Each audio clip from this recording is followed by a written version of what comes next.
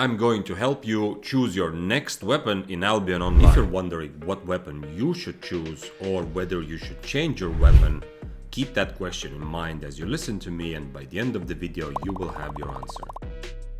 We will go from beginner to intermediate to advanced, and I'm sure that regardless of which level you consider yourself to be on, you will find all of these useful. Let's roll.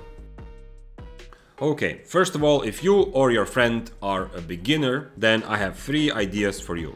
Number 1, your original weapon choice matters a lot less than it seems. This is for 2 reasons. First, in Albion Online, you never lock yourself out of any type of content on any type of character progression. So you can play with a fire staff and be a mage, and then the next day choose to pick up a battle axe. You will never ever lock yourself out of anything. The only opportunity cost that you will be paying by making a choice is that you're going to be spending time getting better and learning and leveling up a specific weapon, which you could have spent leveling something else. But that's a very small loss. And secondly, as you become more experienced, you will realize that all experience in Albion is going to be incredibly useful. In other words, even if you decide to change your weapon after 2 days or 2 weeks of playing, the fact that you've put your time into learning a particular weapon to begin with is going to be very useful for you in the future in handling situations where you have to play against that weapon or in group setting together with that weapon. So you're not really losing much. It's not a high stakes decision. You should probably just pick whatever seems fun. Kind of. This is where the other 2 pointers come in. Number 2 is that you should think of choosing a weapon more as choosing a weapon tree. There are 17 weapon trees in Albion, and instead of choosing a specific sword to begin with, you should think of yourself as having chosen to play with swords. Or instead of a specific fire staff, you should think of yourself more as a fire staves, the plural, player. Every weapon tree in Albion has decent choices for different types of content. For PvP, for PvE, for solo, for group, for almost everything you want to do. And so once you've chosen a weapon tree, you will become more familiar with it, and you can then choose specific weapons from that tree depending on what exactly you are planning to do. Now, my last idea for someone choosing their first weapon is, well, essentially to categorize all the weapons we have into more or less 3 categories. Number 1, there are these 4 weapons which, unfortunately, even if they seem fun to you, are very bad or at least very difficult choices for a beginner.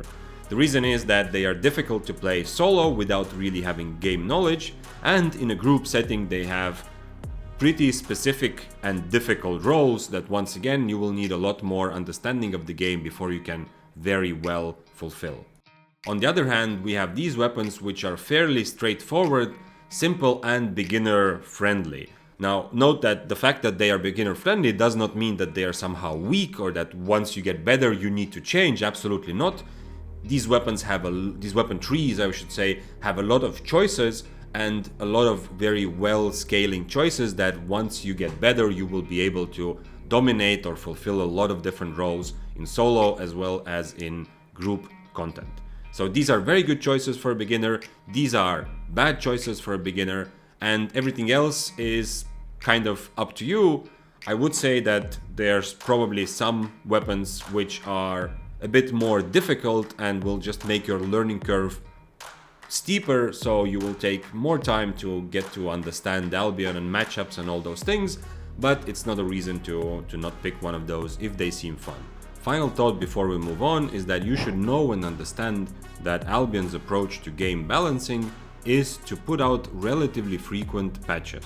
As a result, it is very difficult to predict which weapons will be strong or weak in a month or in half a year or even longer, and so by sticking to what you feel is the most fun for you, you will give yourself the best chance to actually learn the game, have fun in the process, get an understanding of matchups, and it is quite likely that if, let's say, you play Albion for the next year or 2, during this time, at some point, the weapon that you've chosen will be weaker, and then at some point it will be stronger, and it might even be one of the strongest weapons for certain types of content. So it is much better long-term strategy to pick the weapon that you really enjoy the playstyle of than to try to pick whatever is strong at this moment. Let's move on to intermediate level. Now at this point you've played some weapons, and the real question on your mind is, should you change? At least if you're like me, then occasionally when you lose a fight or you die, you will have this thought that maybe it's not me, maybe it's the weapon. Maybe my choice is wrong, maybe I should try something else instead. I have a couple thoughts for you. First of all, in my experience, 90% of the cases is the problem is not the weapon, the problem is you. As harsh as it sounds, Albion is pretty complicated, so if you are an intermediate player with something between 50 or maybe 200 hours into the game, you are still learning a lot of matchups, you're still learning a lot about how to fight, who to fight, what exactly your enemy's builds are going to do. So even though you have a good grasp of your own weapon, there is so much out there and so much complexity that the likelihood that you are the reason why you lost the fight is pretty high. However, this does not mean that you need to just stick with your weapon for another 1,000 hours or just play one weapon forever. Of course not. I will give you 2 ideas on deciding whether you should try and change to a new weapon and main that, or you should stick with what you decided earlier. And the first one is to look at it a little bit like at relationships. If you are in a long-term committed relationship, you miss out on some of the fun, variety, excitement, or whatever you can get from having a lot of different partners, from switching them a lot, and so on. However, if you are living a more free, promiscuous life and having dating many different people, then you get that variety we talked about, but you miss out on the opportunity to go deeper and uncover something with a specific person that maybe you would only get to after a year or 2 of being close and being together. It is similar to weapons in Albion Online. If you play one weapon for a very long time, you miss out on being able to learn what else is out there and being able to get a bit more experience on how different builds work and how you can either play them or play against them. However, if you change your build a lot, you miss out on going deep and understanding very intricate, interesting nuances of any specific weapon that you would otherwise play. And so in either case, you are somewhat limiting yourself, but then opening yourself up to progress and fun in a different way. Does it seem fun to you to be the person who knows different builds kind of well and can do several things decently? Or would you rather be a specialist who goes deep with one weapon and can then know and make plays that require such intricate experience and knowledge that almost nobody else will be able to understand that? If this is still confusing, then another good way to think of it is, if you are unhappy with your current weapon because you are not winning fights or you're not performing the way you would like to, then that is not a good reason to change your weapon. However, if there is some other specific weapon whose playstyle to you seems really exciting and interesting and you want to change and try it out, then that is a good reason to change. Just remember that there is no single weapon in Albion which is supposed to be able to fight everybody. It is a very interesting and complex game, but at its heart, it's a little bit of a rock, paper, scissors. You will always counter somebody and you will always be countered by somebody. So there is always a possibility that the reason you are not performing as well as you would like to with your current selected weapon is not even because you are necessarily bad, but because you are maybe taking wrong fights, because you have not yet understood all the matchups for that weapon. My final thought before we move on to advanced level is just to share my personal experience, and that is that it is incredibly rewarding to go very deep and get a very good understanding of one single weapon. Now, of course, people are different, but for me, the fact that I've played Spear for so long makes it so that I, in a way, can solve my fights on a much deeper and more interesting level. Even if I die, there are some things that I otherwise would never have noticed that I now see that I did wrong, or that my enemy did wrong or did well in some cases. And that is, at least for me, a very rewarding and interesting way to play the game. Let's move on to advanced level weapon choosing.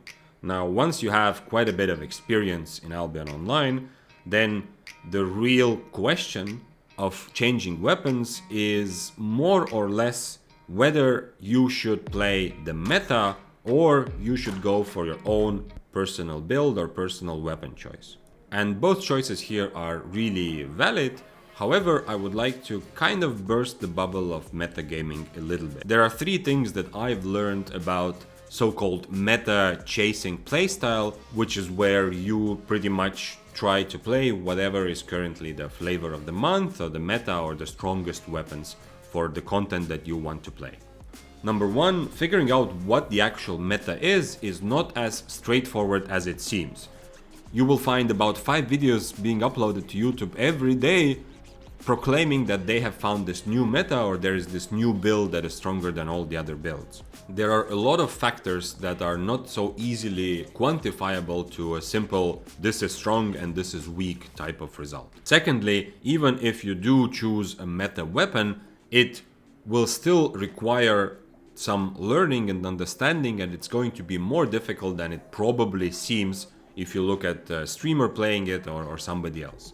Which doesn't mean that you should not do it. Of course, it's a fun challenge, but I'm just saying that this is not something that there's nothing in Albion that will give you a win without understanding why that weapon is strong, without understanding playstyle, matchups, all those things. So consider Bloodletter as an example of a current meta weapon in the Mists, which is definitely a strong option to choose, but its strength first and foremost comes from its ability to reset fights, which means that if you do not understand how to reset, or you do not understand when you should reset and when not, then it's not going to be some kind of magic solution to your PvP problems. You will still have to learn quite a bit, and for a while, if you're new to Bloodletter, you will either be dying a lot, or you will just be endlessly resetting and almost never actually profiting from a fight.